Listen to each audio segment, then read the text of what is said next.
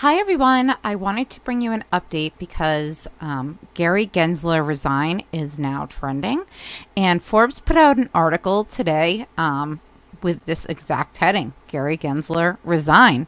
I found it very interesting, and I'm going to share the article with you because a few weeks ago, Al from Boston started a petition that I'll also share with you requesting that Gary Gensler resign.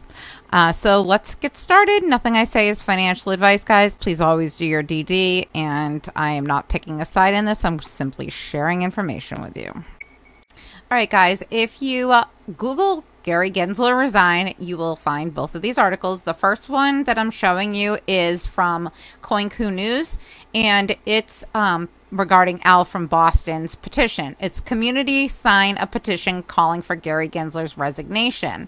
The SEC chairman, Gary Gensler, has come under fire for his crypto position and regulatory procedures, and for aggressively establishing control over cryptocurrencies by designating them as securities and violating earlier SEC judgments.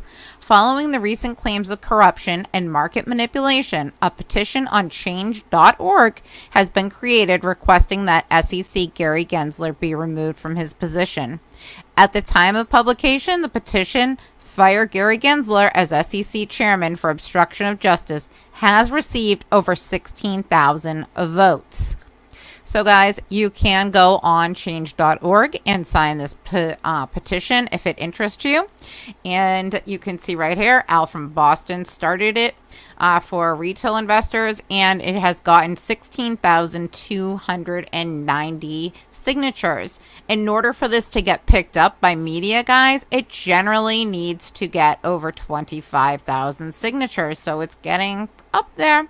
And it says, according to the petition, Gensler should resign because he failed to protect regular investors from fraud perpetrated by Citadel Securities short selling and dark pool misuse. SEC Chairman Gary Gensler is complicit in criminal activities perpetrated by Citadel Securities, the market maker, in naked short selling and dark pool abuse. The SEC chair has also been accused of shorting crypto-focused companies such as AMC Theaters and GameStop via Vanguard Group, Annabelle Lee LLC, and an unregistered marital trust. Meanwhile, on July 27th, attorney Johnny Deaton disclosed that money belonging to the Gensler's businesses, Annabelle Lee LLC and a marital trust, are managed by Vanguard Group. The chair of the SEC has a net worth of more than $100 million, of which Vanguard manages 90% of the assets, guys. It does continue to go on. It says, furthermore, Gensler requested crypto exchanges agree with him, stating that he would engage with crypto exchanges to protect investors better. Simultaneously, the chairman refused to contact XRP investors, the U.S. Congress, and other financial authorities. In addition, the SEC under Gary Gensler seems to shun prior rulings and official opinions. For example, in the lawsuit against Ripple, the SEC fails to provide drafts of Hinman's 2018 speech despite a court order. According to Ripple CEO Brad Garlinghouse, the SEC is banking on the fact that most crypto-related businesses lack the financial capacity to initiate a legal challenge against the agency. Disclaimer, the information on this website is provided as general market commentary and does not constitute investment advice. We encourage you to do your own research before investing. Guys, I also encourage you to do your own research regarding this because it is crazy, but it gets even more interesting because now Forbes is calling this article comes from Forbes, as you can see at the top middle of the screen. Forbes, Gary Gensler resign, by Rosalind Layton, senior contributor, International Tech Policy. And it says, recession and a spectator of a long painful recovery have plunged U.S. financial markets. Securities and Exchange Commissioner Gary Gensler, chairman, could do something about it, but he seems not to pay attention, let alone care. Instead, he doubles down on the distortions which twerked the market in the first place. Opaque, inconsistent, and arbitrary policies. Policy to serve SEC insiders, not the rule of law. Gensler SEC demands complex, bewildering disclosures on how financial assets affect the weather, develop discriminatory rules without procedure and input, and applies regulation not by rule of law, but caprice. He rejects constitutional checks and balances, bristling at congressional oversight which dares to question new SEC environmental, social, and governance orthodoxy. He weaponizes the SEC war on cryptocurrency by claiming that every digital asset is probably a security. The SEC has not developed forthright policy on cryptocurrency. Congress has not instructed it to do so. And commissioners have never voted on a position. But Gensler nonetheless urges startups to come in and talk to us about getting registered. The agency Freedom of Information Act office flippantly rejects investors' good faith requests for clarity and information. Gensler thumbs his nose at Congress and the judiciary alike.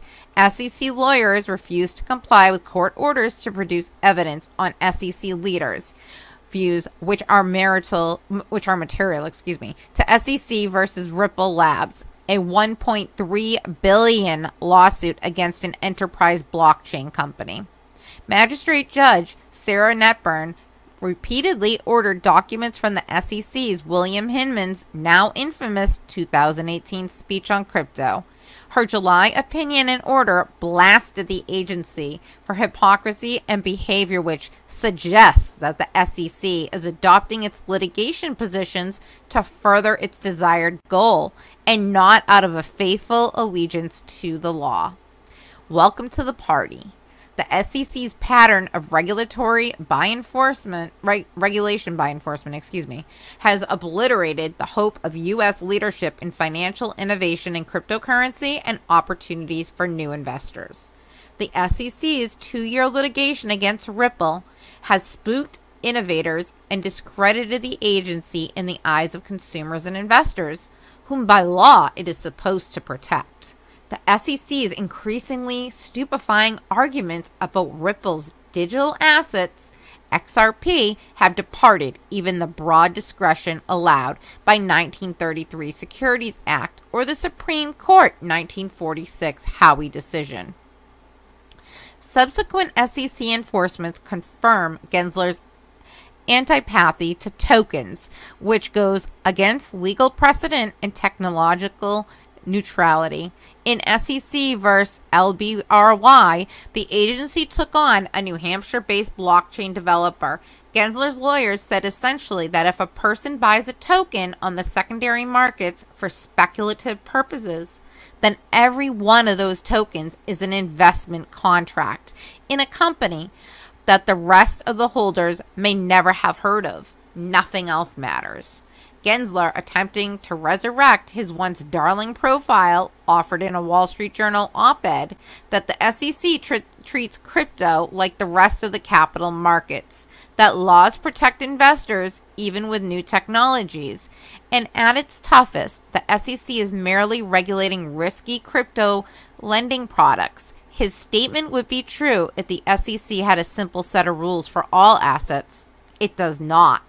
For the SEC to regulate cryptocurrency lawfully, Congress must instruct the SEC to do so, and the SEC would then conduct a due process inquiry, rulemaking, and finally commission vote. Gensler's piece was apparent, face-saving from a blistering takedown of his cryptocurrency confusion by law professor J.W. Verrett earlier in the same medium. The new Howey test. Gensler did further subterfuge at the 2021 Aspen Security Forum by falsely claiming that Howey is a 3-part test, when it is in fact 4. This rewrite of history conveniently eliminates Howey's critical 4th prong of investment contract, which, if included, contradicts the SEC invented legal theory in Ripple and LBRY. The SEC, under the Gensler, disrespects Congress and the courts and imperils investors and innovators. Gensler is leading himself and the SEC into ruin. He should resign now to avoid further damage. Guys, it appears that more and more people are calling on Gary Gensler to resign. Let me know what you think. Feel free to comment below. Thanks for watching. Have a great night.